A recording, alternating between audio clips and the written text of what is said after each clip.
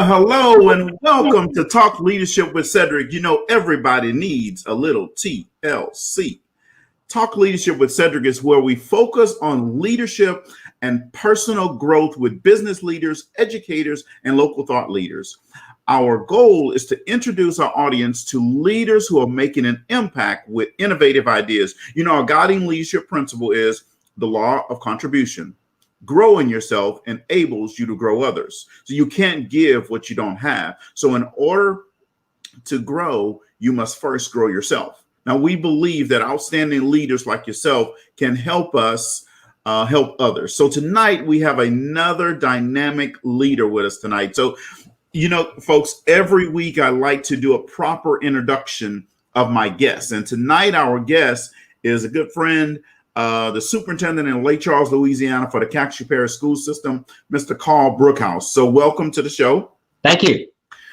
So let me introduce you to Mr. Karl Bruchhaus. So Karl was the Chief Financial Officer for Cedrick Parish Schools for over 18 years.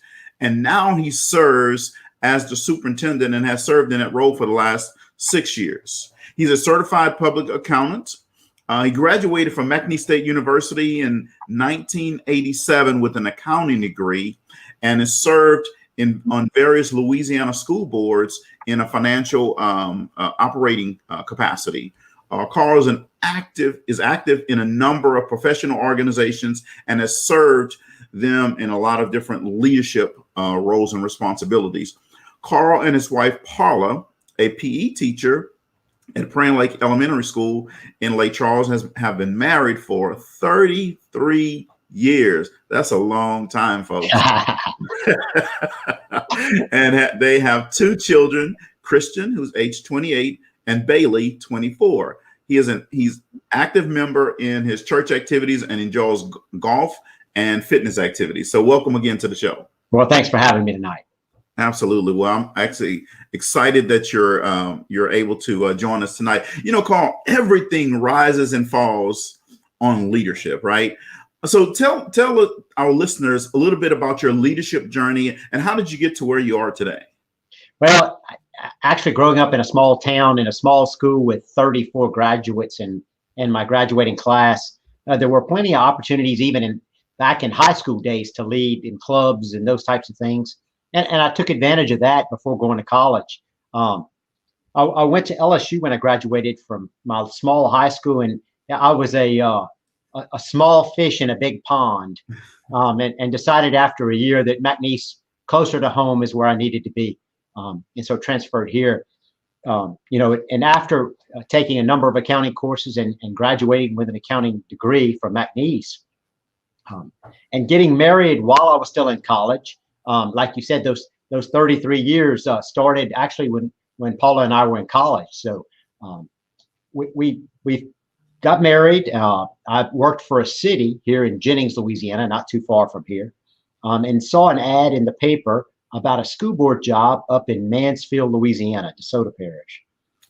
So ended up interviewing for and got the job up there as an accountant. So we moved north, newlyweds moving north to DeSoto Parish. Didn't really know anybody up there. Just took a chance. And from that point, it led to various school board jobs around the state.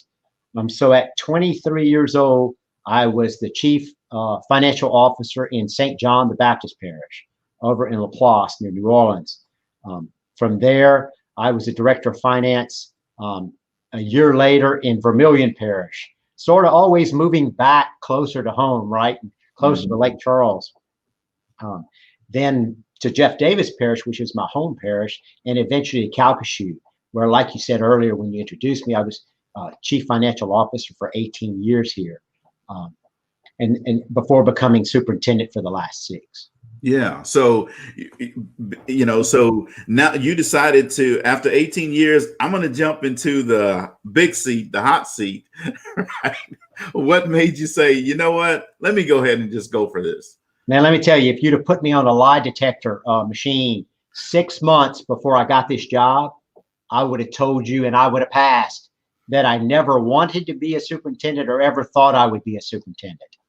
Even after 26 years in school systems, It was just not something I saw in my future because I was on the business end, right?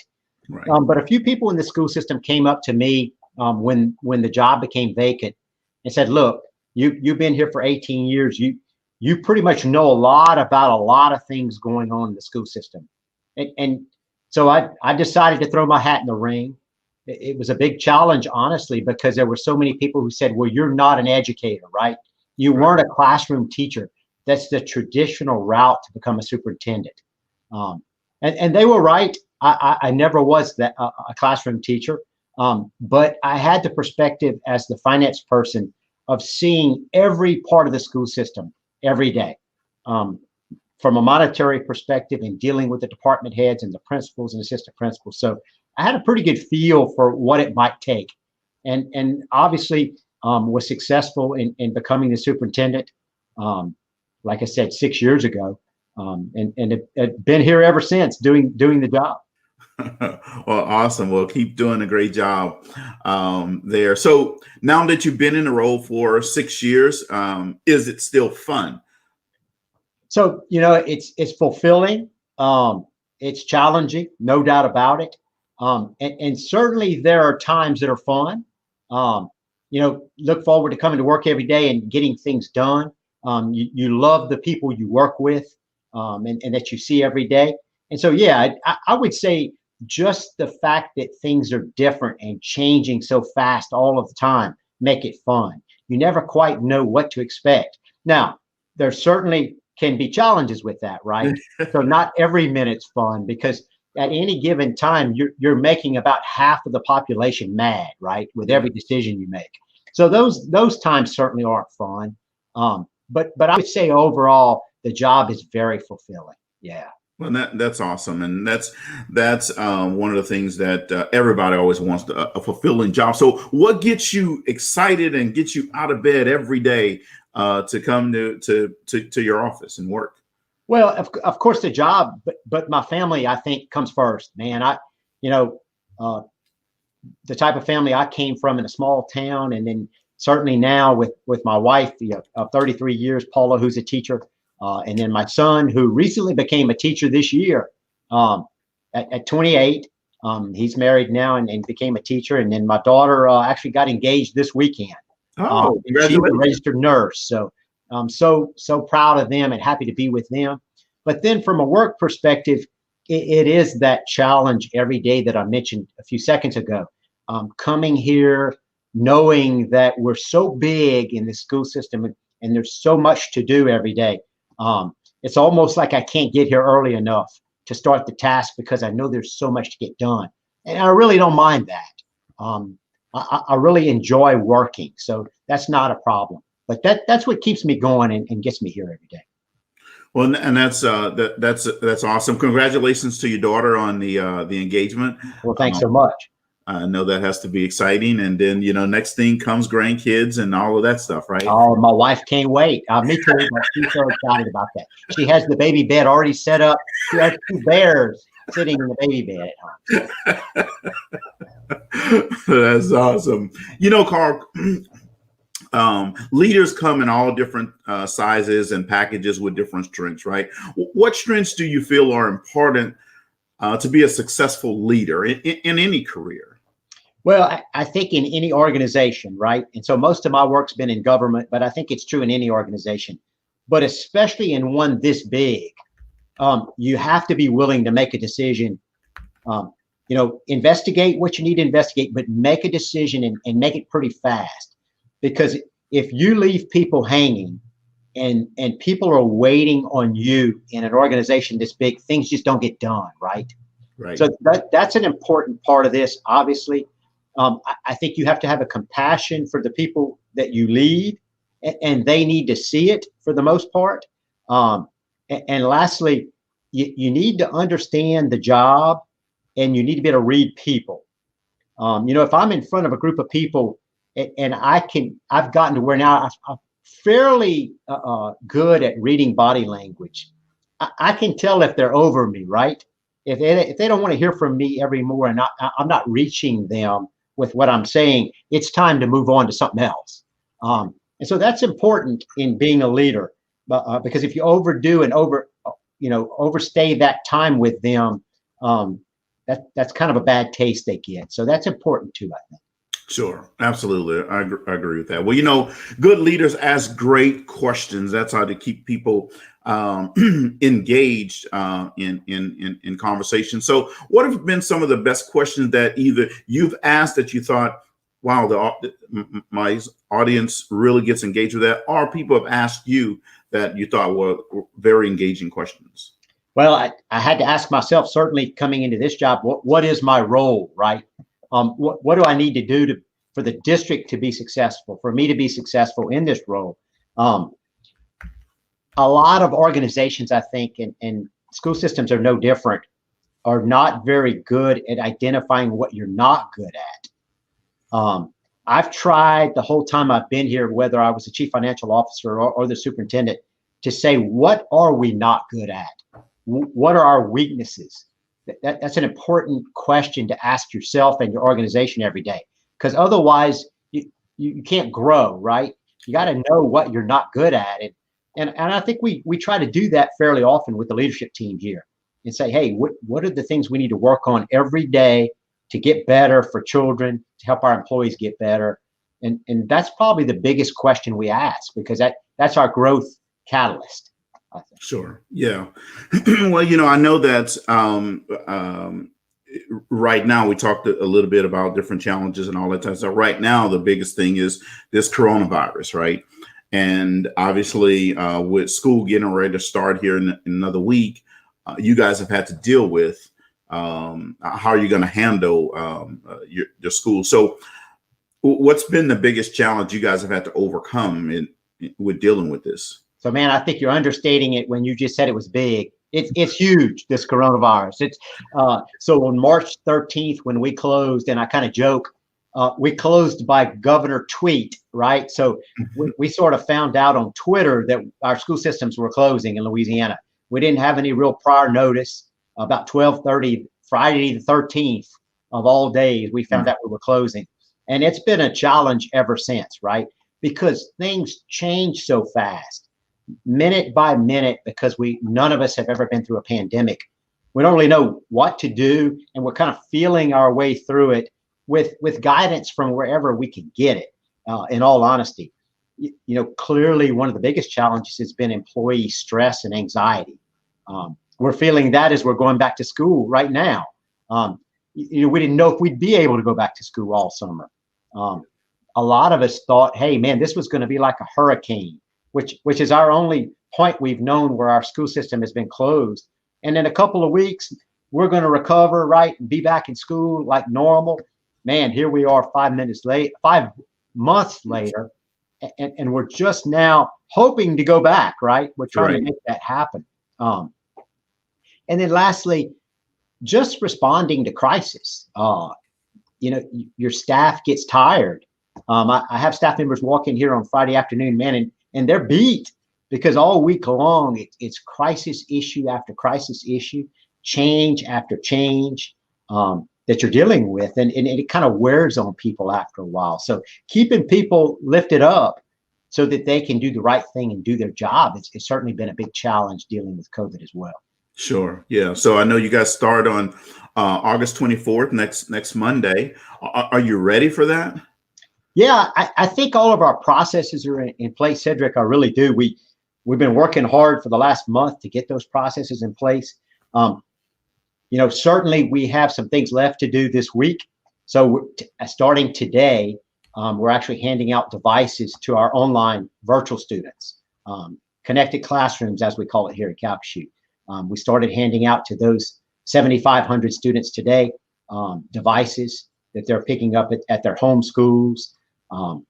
We're hanging plexiglass around the district in our classrooms for our instructors, our teachers, giving them a sense of safety and security when they need it. In some cases, they'll be able to wear their face shield rather than the mask behind the plexiglass so that the kids can actually see their face when they're delivering that instruction. We're doing things like hanging fire retardant visqueen, right? So we put up all these barriers because we can't have a group bigger than 25 right now in phase 2. in our district in any one area without a barrier. So our schools got creative in putting up barriers. And last week, the state informed us that they have to be fire retardant. We didn't know that this whole time until last week when they came out with that. So we scrambled and we were able to get a pallet of fire retardant, Class A fire retardant visqueen out of California that we got here in 2 days. And we have people working on that this week. Our signage is scheduled to come in here late in the week. We bid that out. Now our vendor had to order the materials. That's all of our one direction arrows in the hallways. That's our reminders to stay 6 feet away, right in the hallways and everywhere. That's our symptom board that we're going to put at the entryway of every school to remind people what the symptoms are that they should be thinking about at home and when they come into school.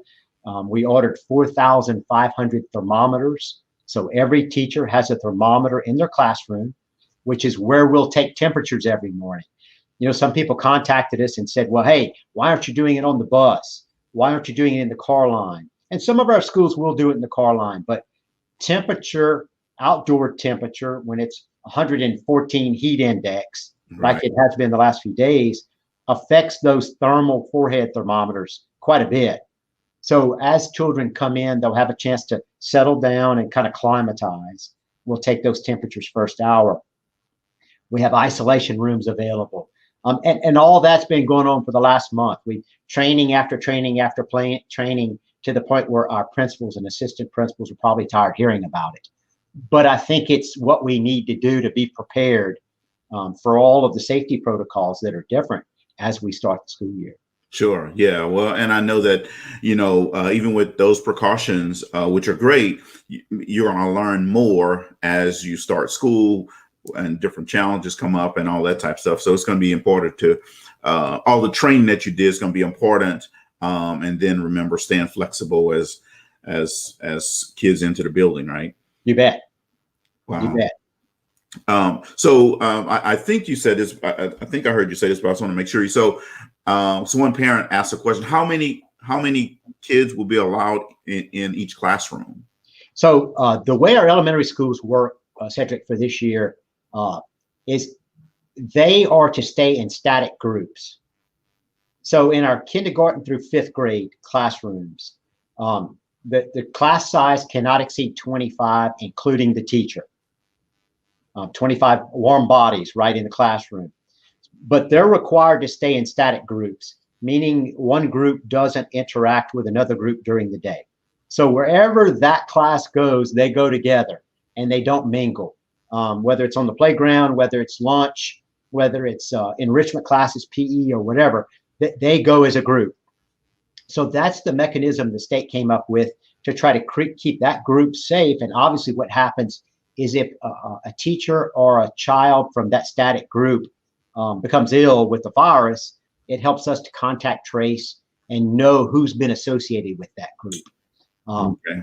In our upper groups, they'll change classes as they do in middle and high, right? We've been able, because we alternated days, to keep those class sizes relatively small. We'd anticipate those would be between 9 and probably 14 in a class. That allows us to get desks as far away and tables as far away as possible. So in some of those elementary classrooms, for example, where we have tables for the young ones, right? Mm-hmm. We're going to be able to spread the tables out. I saw a classroom last week over in Westlake where they did a good job of having a child at each end of the table. And when you measure them, they were 6 feet apart. We also have ordered 5,000 dividers for the tables of the little ones where they're not really desks, to try to keep them separated and have some cardboard with a clear plastic in the front of them. And that'll help keep some separation too. Obviously, where we can move desks, we're doing that, trying to keep them as far away as possible. The state language, though, understanding that not every classroom would probably be able to get to 6 feet, was to the maximum extent possible. So if we can do 5, we're going to do 5, right? As far apart as we can get the desks. we will do in those classrooms. We brought in some storage containers, and as the people drive around the school system, they'll see them sitting outside the schools to take everything that was non-essential out of a classroom. Anything that didn't need to be there, we'll store it in the containers so that we are able to move the desk far apart. And so that's been a challenge here since our teachers returned here on the 7th, to get all of that done, because we needed them here to make that happen. And they've done a great job, every school that I've visited, in doing that. So. Yeah, and I was with the staff at LaGrange last week, and it was interesting because we did the social distancing meeting, so it's a changed format, right? So you have some in person and some are in classrooms, and they are virtual to me, but all social distance. So you can see the impact that what you guys are doing. You're trying it out already. You're right. And look, there are a couple things that are really different about this school year. One of them is all the things we're just talking about, right? So masks. I spoke to a faculty this morning up in DeQuincy, and I said, who'd have thought that we would all be sitting here in the cafeteria 6 feet apart with a mask on, right, talking to each other at the beginning of school. We just couldn't have imagined that. Right. But here we are, and we're actually going to see our children sitting there with a mask on. And it's just not something we ever thought would happen. But it's what's going to be necessary, I think, for us to get over this hurdle. And of course, the mask has become a big issue, right, across the nation. But to us, it's really not a political issue. It's just a matter of how do we keep our children the safest we possibly can. And if that's part of what we have to do, then it's worth doing to have them face-to-face with a teacher. Now, we have about 7,500 students who, for whatever reason, whether it was they didn't feel safe being there, they might have had an underlying health condition, they're going to be going to our Connected Classrooms, which is full-time online virtual program. We also could not have imagined we'd have 7,500 kids in the 2021 school year sign up to be online only, right? People have asked me, will it ever go back to normal when it comes to that virtual instruction? I think from now on, we will always have some virtual instruction, right? We'll have a group that will be in Connected Classrooms from here on. That'll never go away.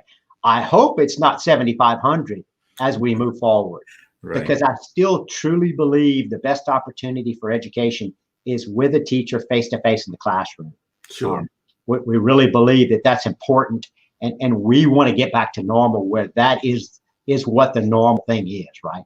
Right. Yeah, absolutely. So, Karl, this and COVID kind of accelerated things. But if you go back a year ago, you and I had a meeting and we were talking about the changes that education is going to have to make in how they educate students, how they contact students. And we're talking even about colleges, right? So this, and one of your comments was, hey, education, we're a big ship when you move really, really slow, right? It would imagine a year forward that this crisis makes all that change and go to a speedboat. Well, but that was my point about education. We were talking about it is over time, we're such a big organization, not just Calcasieu, but education as a whole, right? It takes a long time to change those attitudes until there's a crisis, right? Or some catalyst that makes you change. Right. So here we are. Here's that catalyst, however unfortunate it may be, that forced us to look at online instruction. It forced colleges to look at online instruction. Absolutely. Much to the chagrin of some paying customers at colleges, right? I'm sure you've seen that across the country, wondering if they're getting their full value with that online instruction. Sure. I can tell you here in Calcasieu, we're paying a lot of attention to that virtual opportunity to make sure that the 4 core subjects in kindergarten through 8th grade specifically are taught every day, that science, social studies, English, and math. In the high schools, we're offering a Carnegie unit course for pretty much all of the regular things we offer. Now, I will say, we've had a lot of parents ask us, about some of the special things we offer in a face-to-face environment, right? Our magnet programs and some of our French immersion or Spanish immersion classes. We're not able to do that online because we just don't have the resources. We don't have the teachers to do those things in those environments with the small numbers that we would have to offer.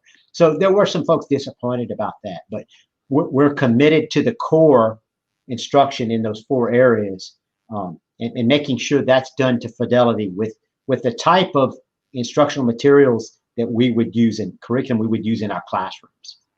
Well, that's awesome. That's just phenomenal. So, one parent asked, once a parent, if a parent decides to change their mind to go from virtual back to face-to-face, can they do that? And is the school system equipped to handle that new student? Yeah, so we knew this was also new, that we needed to provide a grace period, an opportunity to make a change. And so we had planned to open that on the first day of school and run it for 2 weeks. Our board agreed with us when we suggested last week to actually open it last Thursday instead. So we opened that window earlier because we already had a lot of people who wanted to change one direction or another. And it was an advantage to our schools to not have a big line standing outside the first day of school waiting to change if we could head that off by opening it early. We will still honor the first 2 weeks of school, however. So we'll go through Friday, September the 4th, allowing our parents to change. We are encouraging them to think carefully about that and, make that change that one time, if we can hold them to that, and consider it very seriously when they do that. We know, though, as well, Cedrick, there are people who want to see what the schools are going to look like before they make that change, right? Right. They want to see how distanced those classrooms might be. They want to see what the safety protocols are going to look like when their child walks into school every day or when they're dropped off. And that's why we had the 2 week window. So they'll certainly be able to observe that and see if they're comfortable. Hopefully they are. But if they're not, there will be the virtual opportunity or the other way around. Okay. All right. Well, that's awesome, man. And it sounds like you're saying, hey, because you're going to be offering the core curriculum every day to both virtual student and face-to-face student, it sounds like you're saying, hey, the student experience is going to be pretty much the same regardless of which option they. Yeah, I think so. But a point I need to make about, and a lot of questions have been asked about, is so in the spring, we kind of were forced into offering something, right? I'll call it something when school closed. It was not true virtual instruction that we're going to, or online instruction like we're going to offer now. It wasn't so structured. It wasn't developed ahead of time. It wasn't broken into the 4 core areas. We didn't have teachers specifically dedicated to just teaching online like we will this fall. So I think some parents signed up for online thinking it was going to be what they saw in the spring, which was just a sprinkling of connectivity, right? Hit or miss, take advantage of it if you want to. But this program that we're going to offer here in the fall, I mean, there will be attendance taken, right? There will be at least 7 grades per marking period offered, probably more than that, but a minimum of 7. I mean, it's real thing. And it counts, and students are going to have to be engaged and be willing to participate to make those good grades and get what they need to get out of it. So that's an important point that our parents need to realize too.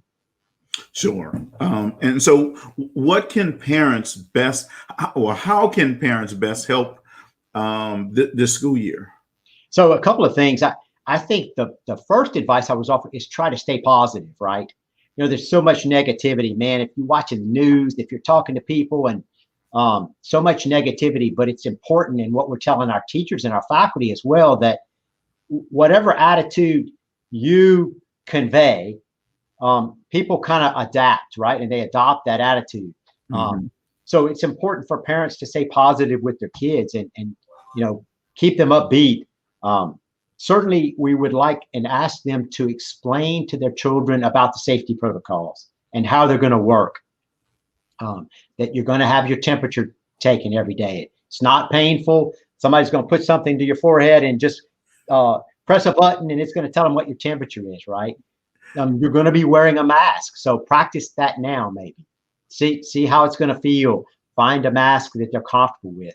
Now, we're going to offer masks. We have 3 masks for every student. When they come, the National Guard actually provided 1, and we bought 2 for every student.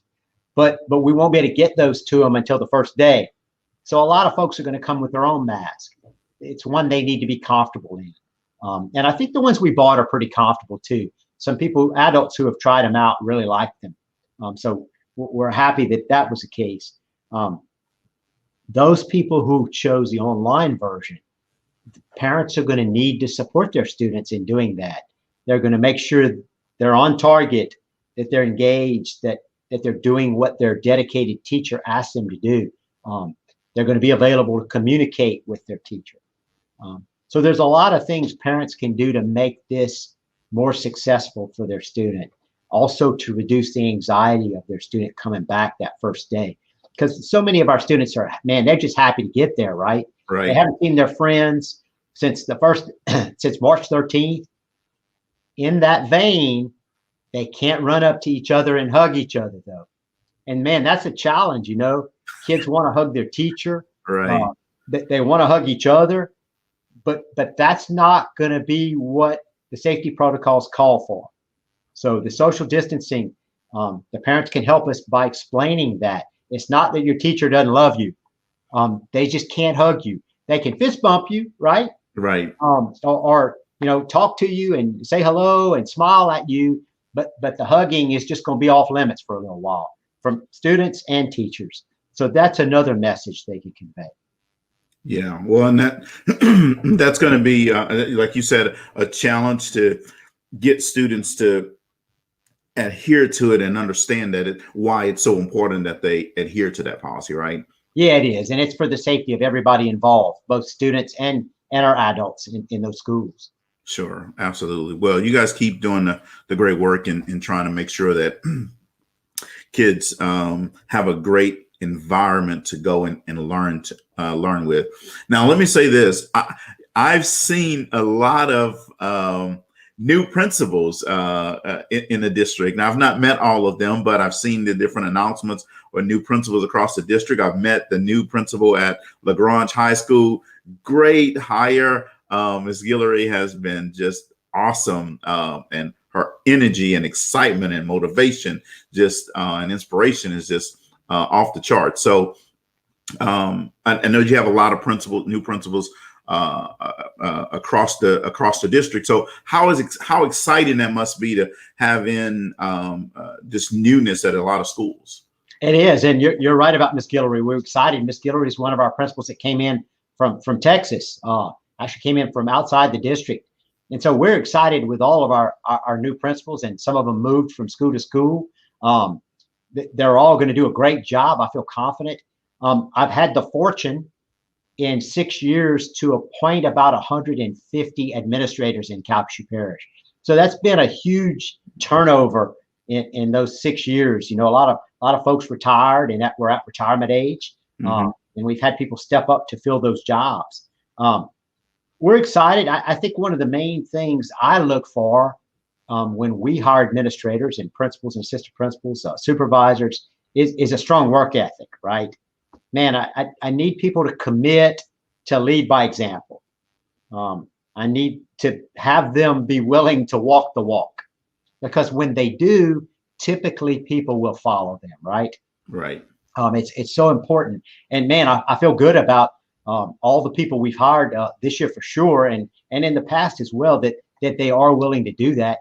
And I think through COVID, man, they're demonstrating it, right? We can see it every day right now, because they stepped into a mess. Let's be honest, right?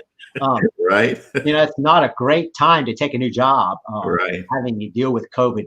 But we're so proud of all of our folks. They've stepped up. Look, we're asking them to do a lot, man.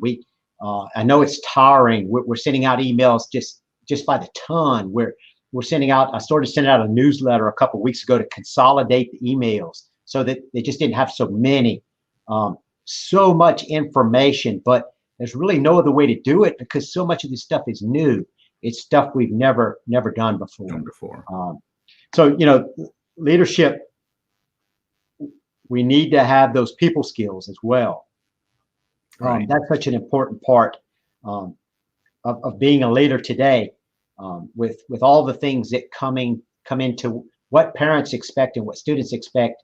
You need to be able to talk to them and have the communication ability. Everybody wants to know this minute, right, what's going on and how the school's going to react to this and that and the other. And we need to be able to communicate that too. So we look for that in our leaders as well. Sure, absolutely. Well, the old saying, nobody cares how much you know until they know how much you care first, right? Sure, absolutely. And this year is especially important. Well, I'm excited about a lot of the new principals you guys have, and looking forward to meeting a lot of them. I've not met the new principal over at Moss Bluff Middle, but I heard a lot of great things about her. So I'm planning. We're very excited. In fact, we're going to, I think our local TV stations asked for 4 places, right, that they can go the first day of school. And 2 of those are actually 2 of our new principals, Moss Bluff Middle and LaGrange, will be 2 of the places we're going to send the TV station on the first day of school, because they have such energy and such excitement in their first year. It'll certainly be a good indicator of how we're starting that first day. Sure, absolutely. Now, I'm a little biased too. We got to make sure we get those Charging Indians in there too. Right? Oh, Mr. Harvey would love to do that. I think he did it for us last year, though. Okay. Of course, his energy is, exciting too to be around. Sure. Harvey's always excited. So. Yeah, absolutely. I just had to throw the Charging Indians. I understand. Got to get your plug in, right? Yes, and in fact, you might not know about this, but next week, since you guys are starting school, one of the things we're doing all week. So next Monday night, Washington Marion class of 85 will be here right in your seat. Then Tuesday night, Washington Marion class of 84 will be on Tuesday night. So 85 had to go first because I'm an 85er, right? So, yeah, I know how old those people are because I'm 83, right? So I know the aches and pains that group's going to be feeling when they're sitting here talking to you. Yeah, that's why we're doing it early. That's right. That's right. But Washington Marion is probably going to be on Wednesday. LaGrange will be on Thursday, and they'll have some of their administrators and some students. And then Friday we'll have elementary day, and it's going to Miss Brentwood Elementary, Miss Spain. Yeah, Julie Span, right? Yeah, Julie Span will be there, and as well as Miss St. Mary at Oak Park Elementary. They'll be on here with some of their staff and students next Friday. Super. I know you'll enjoy that. They're going to do an excellent job for us. Yeah, absolutely. We're trying to just celebrate the beginning of the school year. So, growth has to be intentional in order to make that happen. So what do you do for personal and professional growth and development? So, man, I've been a part of organizations since I got into school systems. Business officials, obviously, for all of those years. I served as president twice of the Louisiana School Business Officials. Actually, many years apart, right? I did it at one point and then came back years later and did it again. So obviously being in those organizations, I was chairman for 3 straight years of our regional superintendent's organization about a year after I got the job, which encompasses Lafayette and Lake Charles. There's 13 of us parishes in those 2 regions. And we have a uniform group. In fact, this is another way to grow, right? Is to talk to your peers. And it's probably my favorite way to grow. So I can't tell you we probably knew what Zoom was before COVID, but man, let me tell you, it's been a positive because once a week now, those 13 superintendents in this region are on a Zoom call. Whether we're comparing war stories that makes us all feel better, right? Because we have the same problems. Whether it's talking about what the state's doing for us or to us, right? Right. And things that we're all facing that are coming the next week. And man, it's been a great benefit. So I've grown a lot from hearing from those people. And I find in anything I've ever done, talking to your peers, seeing what they're doing, what best practices might be, are a great thing. I've found, especially during COVID, I've been reading a lot, not so much a book here lately though, because there's hundreds of articles every night around the country and around the world on how school systems are dealing with COVID. And about 9 o'clock every night, I have my iPad and I start going through articles. And I'll do that for sometimes an hour a night. It's a little depressing sometimes, to be honest with you, because man, sure. there's a lot of problems, I got to admit, but there are also some good stories. And Sure. you're seeing how people are adapting and what they're doing for safety and what they're doing. And I've learned so much about this crisis from doing that. Sure. And kind of learned that that's the way to do it, right? You see what they're all doing, and certainly sometimes there's not a need to reinvent the wheel. Right. Yeah, absolutely. Reinventing the wheels. There's no need to do it. In fact, Thomas Edison was one of those guys that talked specifically around that. He said, "Hey, look, there's some ideas that are out there that I just perfect them." Awesome. So you talk about this superintendent circle. So one of these days, I got to get an invite to this superintendent circle. There you go. There you go. We'll get you involved, and you can address them and tell them what you think about the world. Yes, absolutely. So, hey, one parent asked about the mask, and she said, "Are all the masks going to be free at every level?" Yeah, we ordered about 78,000 masks. Which that was 2 for every student and 2 for every faculty member, right? And then, like I said, the National Guard came in and gave us another set. So those are free to every student. The only problem, like I said, is they won't have them the first day of school. So they'll need to come with something that first day, and then we'll have masks available for them. They're washable masks, they're reusable. So they'll be able to take those home, wash them when they feel like they need to. Have a spare couple actually with 3. We might keep one in the classroom, at least at the beginning, in case they forget their mask. They'll have one mask in the classroom. So we're working on those things. But yeah, they're free to every student. Like I said, the school district bought those, and the National Guard came through with one more.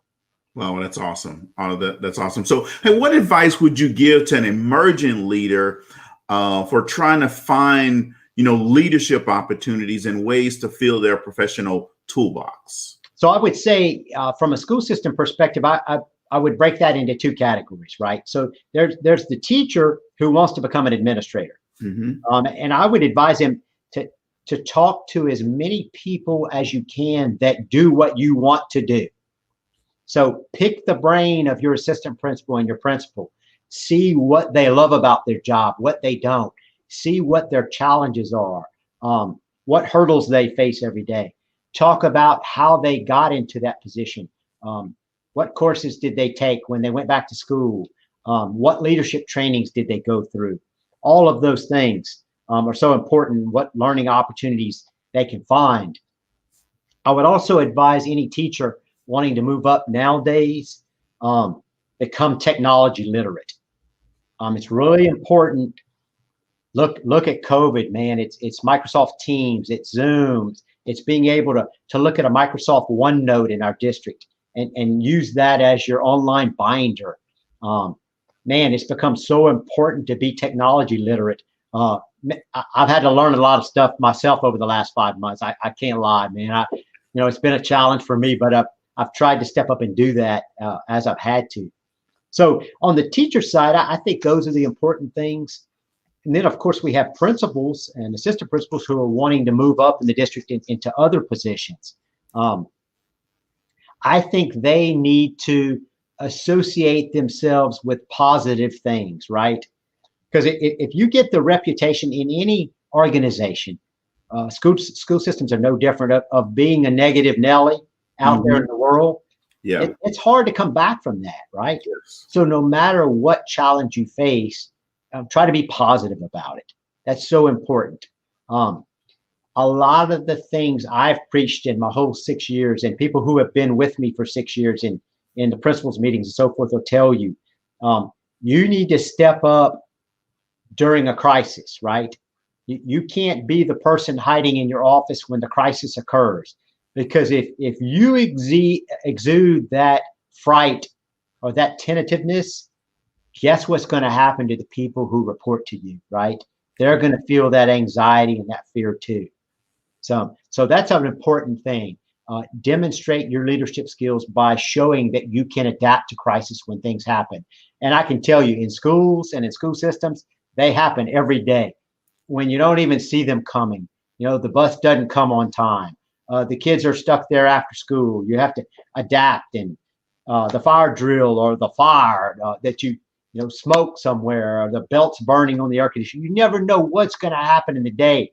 But if you adopt a positive attitude and you react in a positive manner, it goes a long way toward getting you the opportunity to put yourself in a different position in the school system, because you create that reputation for yourself. Sure, absolutely. Well, like I said at the very beginning of the show, everything rises and falls on leadership, right? So if you want to be a leader, you have to be able to step up in that crisis opportunity, in a crisis time, to show that you are a leader. And John Maxwell always says, if you're leading and no one's following, you're not really leading. You're just taking a walk, right? Yeah, we had a conversation the other day about speaking to groups, right? A lot of times leaders have to speak to groups, and who are you? You have to ask yourself, and I ask myself that all the time when I'm speaking to groups. I mentioned earlier being able to read the room, and so you have to consider: are you speaking to the group for yourself, or are you speaking to the group so that they get something out of it and so that they progress? If you're speaking to the group because it's what you want to say and it's just for you as an individual, you're not going to make any headway, because people are going to pick up on that very quickly, that you don't really care what they think, right? Right. That you're just talking to talk because you had a message that you wanted to get out, not what they needed to hear to inspire them or motivate them to do a better job, for example. Right. Absolutely. Karl, you have been very instrumental in bringing leadership development programs to students, teachers, support staff in Calcasieu Parish. Why has that been so important? Well, I think to grow, right? And let's go back to defining a leader again. So a leader is not just a boss. I mean, that's how a leader's perceived, right? I mean, Right. Oh, that's my boss. They're a leader. But man, anybody can be a leader, right? Anybody can take people in a direction. And if you have this leadership training and you cultivate that atmosphere for leadership development, then those leaders take people in the right direction and not the wrong direction. That's how I see us growing, is if we have enough people pulling and taking people in the right direction because we've cultivated leadership, then we grow. We become a better school system. We provide a better product for our parents and our community, right? Right. And that's what's important. That's what we're about, is providing that good product so that the students in Calcasieu Parish can become better citizens, better students, better, whatever they want to be in their future. Sure. Yeah. Creating a leadership culture definitely impacts the youngest people in the organization, which are the students. Absolutely. Yeah, absolutely. So what impact has having leadership development programs in the district, what impact has that had on performance or outcomes across the district? Oh, I think it's helped us to grow. We've seen growth in the last few years. In our state obviously marks our growth through a school performance score or district performance score. I'd like to think there are so many other ways that we reach our children, right, in the district. Certainly how they score on that test is important because it's a measuring stick. Right. And we have to make them good at taking that test and knowing what's going to be on it and excelling at those core subjects. But man, there's so much more. We found that out during COVID. There's their social and emotional well-being, right? How do they feel about life? How do they feel about their situation? How are they growing? What's the environment they're coming from? What's the environment they're going home to? And certainly when we do leadership development, we need to focus on having our adults recognize that about children. they need to recognize when that children's when that child's in a situation that they're not comfortable in, where school may be the environment where they feel safe, right? Or they're getting maybe the only meal they're getting.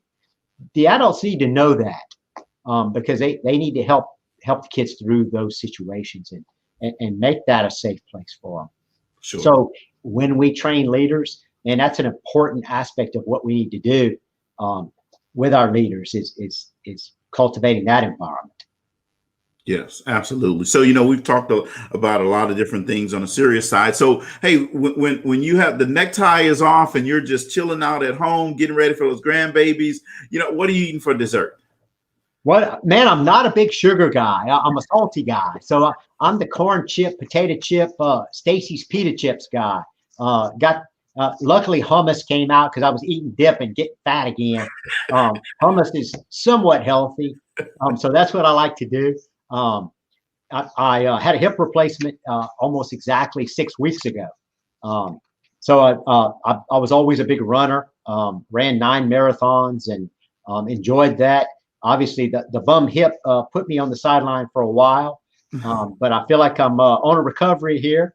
I might even try to run a little bit with the artificial hip, even though the doctor says that that's probably a bad idea. Yeah. I've been accused of being hard-headed.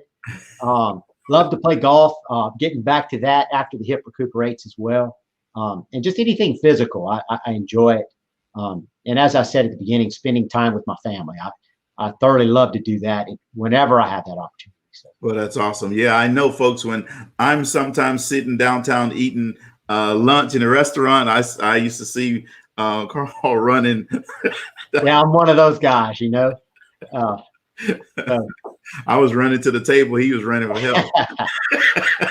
Yeah, well, that's what somebody asked me, that this job comes with a fair amount of stress as well. Mm-hmm. I've been working out at noon really the whole time, even before I moved to Calcasieu Parish. That noon workout was so important to me. It relieves a lot of stress.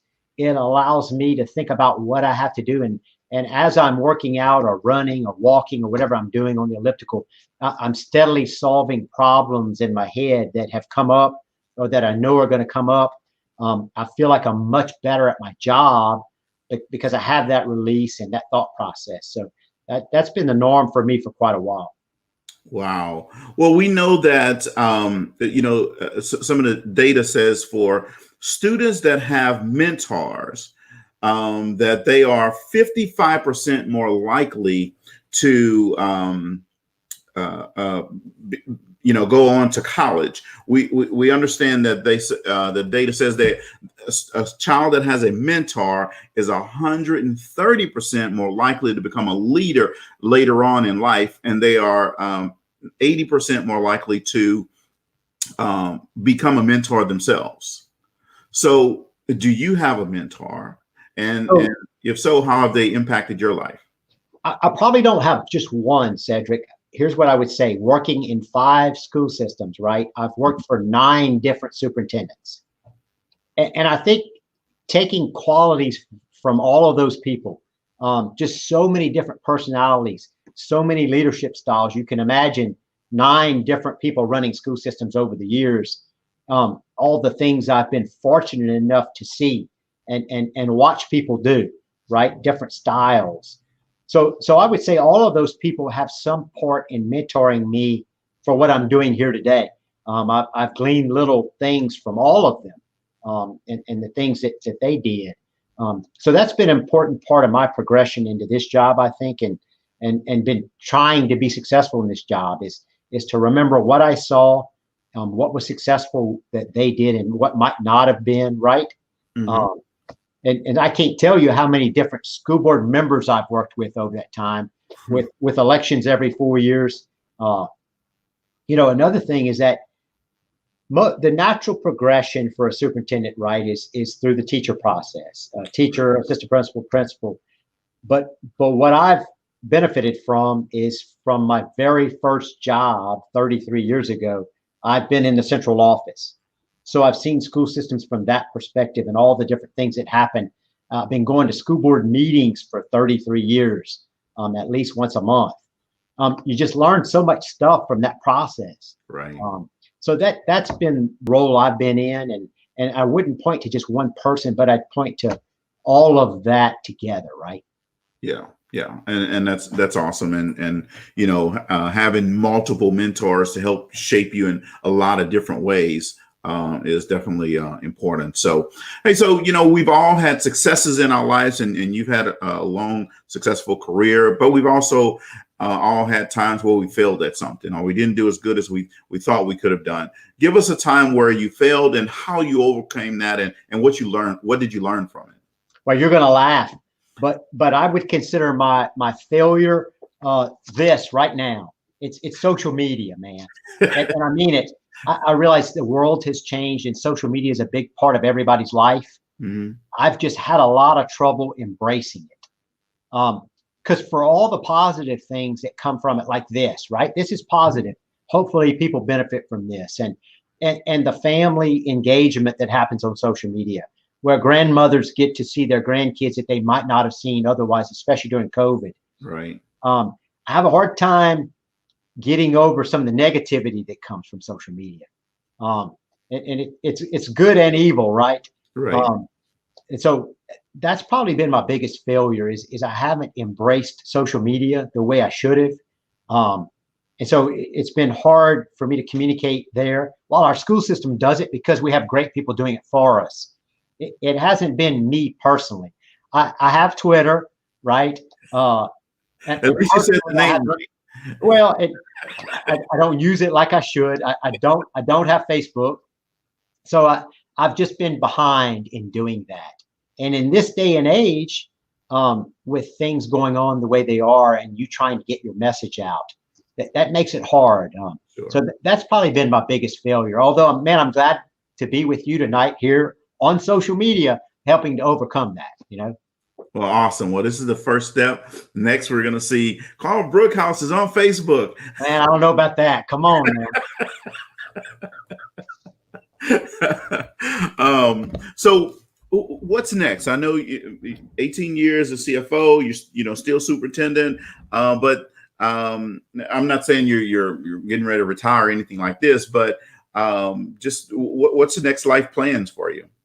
Well, so I've been in government, right, for 33 years, and government has its idiosyncrasies, of course, like everything does. Possibly at some point, I'd like to see how my skills I've developed over the years translate to the private sector in some way. I think that would be interesting, would be different, right? Right. So many people say, who have been in important leadership positions and stressful leadership positions. So many people say, man, my next job, I don't want to be over anybody. I don't want to be a manager. I don't want to be anybody's boss. I don't think that bothers me too much. So even if I go into a different area, whether it's in the private sector, I think I'm sort of called to be a manager. I enjoy it. I enjoy dealing with people. That kind of gets away from the old accountant norm, right? Right. But I've enjoyed that so much in my career, being with people. I would like to see that translate to something else in the future at some point. I don't know when that's going to be, but at that point, I'd like to try my hand and see if I can make that happen somewhere. Well, you have the personality and the temperament for it, and also the leadership acumen, which is so important and so critical. Understanding how to treat people. That's very important. Look, I know it myself. I know the way I feel when I'm treated well. I'd like to think that everybody feels that way, and hopefully I try to do that whenever I have the opportunity to make people feel good about themselves and feel good about the situation they're in. Yeah, and that's the key and critical thing there. So there's a question here, and we'll be done here. It's a little bit. So is there special training for subs this year, and what are procedures to become one? Oh, okay. Yeah, so we've been asking our principals for the last week, right, to call their subs that they use on a regular basis. That doesn't mean somebody can't become a regular sub. We have a process where you go through the application process. Here at the school system in personnel, you get fingerprinted, background checked. you're then put into the subsystem, which we use a CAN system called ASOP. And then the system will call you to sub at various schools. But once you become a regular, principals find out that you're good at it, and they'll call you even more often than ASOP will, right? Now, for this school year, that first day the sub comes in, certainly our leadership teams will have to make them cognizant of what's required with the COVID situation. And I've mentioned all those things here as we've met today. Sure. Pretty standard stuff, but it's a little different on what the expectations are. And so our leadership teams will make all of our subs know what those things are as they come in. Awesome. Well, Karl, we're going to wrap up here, but any last message you want to give to the parents, students, teachers, administrators in Cactus Parish? So in this time of struggle and anxiety and stress, like I told the faculty I met with this morning, right? We all have different skills and we all have different worries. At the end of the day, we just need to do the best we can do, right? If we keep students in mind and what's best for students here in education, we're going to do the right thing. We can't miss as long as we're working hard and doing our best for them. Not for us, not necessarily for the adults, right? But for the student, because so many of our students have so many needs. And so as long as we're doing that, we're going to be successful. In the time of COVID, the other message I've given with COVID is it's not comparable to last year or 2018. And if you as a parent or you as a teacher or whoever out in the world, right, a business owner today, mm-hmm. are comparing right now to something you knew in the past, it's going to do nothing but create anxiety for you, because it's not like anything we've ever seen in the past. It's its own deal, and it's new, and everything's a new experience. So if we kind of, I don't want to say embrace it because we don't love it, right? But if we embrace it in that vein, that it's new and it's going to be something new at every turn, then maybe we're not so stressed about it. We realize that we can make it work by giving it our best shot. Sure. Absolutely. Well, again, thank you very much for coming on tonight. I've definitely enjoyed the conversation. Hopefully you have as well. And for parents, teachers, principals, administrators, know that these are different times. These are difficult times. And you know what? In mankind, we've always overcome those challenges. If you lead in the right way, we will overcome this challenge as well.